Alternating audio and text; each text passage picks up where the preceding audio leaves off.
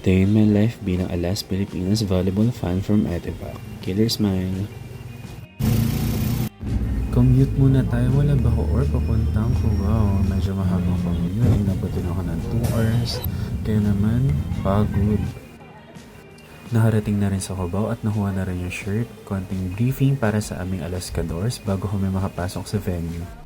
Sinunod namin itong asong to papunta sa Greenleaf hanggang makapasok na rin kami sa Araneta Coliseum.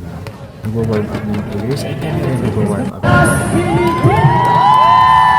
Na-introduce na rin ang starting players for this game versus Thailand. Kasama dito sa starters sila Ibanez, Marquez Pejo, Reclamar at others.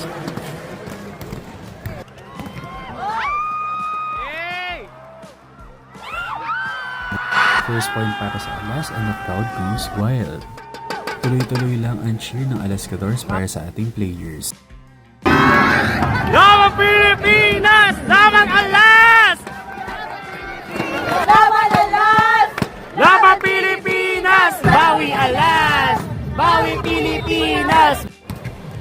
Services! Inabot ng 5 sets ang laro kaya kung ano-ano na lang cheers ang nagawa naming Alaskadors para sa ating Boots Budin! Boots Budin! Boots! Boots! Boots! Boots! We love you, Jericho! 5th set crucial serve 13-11 ang score. Lamang ang last.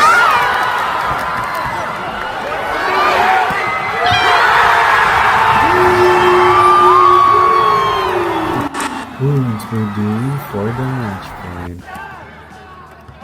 Sino pa bang tatapos? Mga iba kundi si Marcos Pejo from the Bango! Let's go! Oh my God! Boots! Boots! Boots! Boots! After the game, pumunta na kami sa fan zone. Dito nagkaroon kami ng chance to interact with the players and coaches.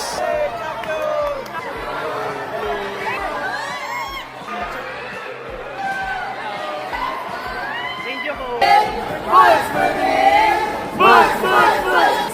Let's go! Let's go! Hello! Maraming salamat sa suporta.